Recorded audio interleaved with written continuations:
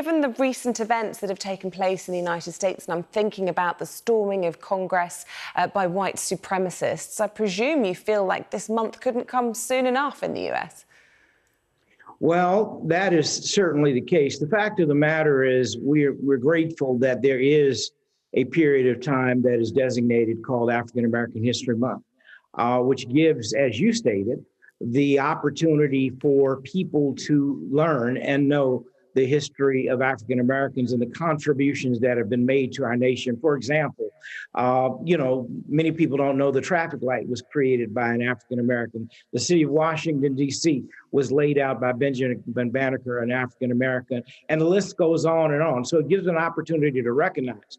But in light of and in the backdrop of what happened on January 6th, most importantly, it was significant that 81 million Americans came together to elect a new president that is taking us in a totally different direction, which I believe is positive.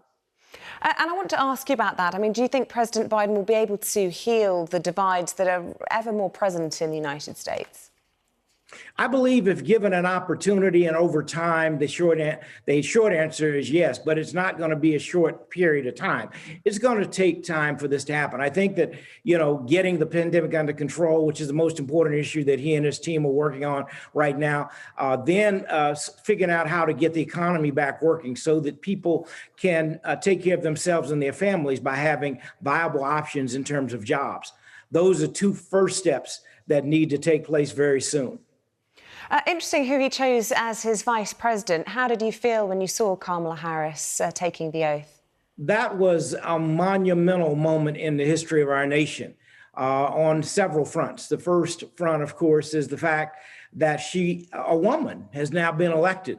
We'd had 44, 45 vice presidents, no women, 44, 45, 46 presidents, no women. So we now have the prospect of a woman first who's been elected for the first vice president, who happens to be an African American and an Asian. So it is actually phenomenal. For little Black girls like my daughter, it's like this is magic. It was a magical moment. And Amanda Gorman as well stood out on Inauguration Day so much, didn't she? Oh my God, there's so much talent in the nation, really in the world, but in our nation and in the African American community. That young lady is beyond amazing.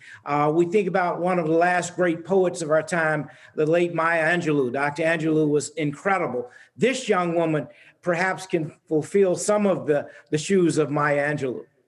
And just quickly, because we're running out of time, just tell us how much you hope you have for the Black Lives Movement in the coming days and weeks. So I think the Black Lives Movement, number one, because it is constantly engaged and because it is engaged with whites and many around our nation, that we're going to see great strides in a very short period of time. I think the president and the vice president are certainly dedicated and are determined to make a difference. So I'm very pleased where we are right now, but there's a lot of work to be done.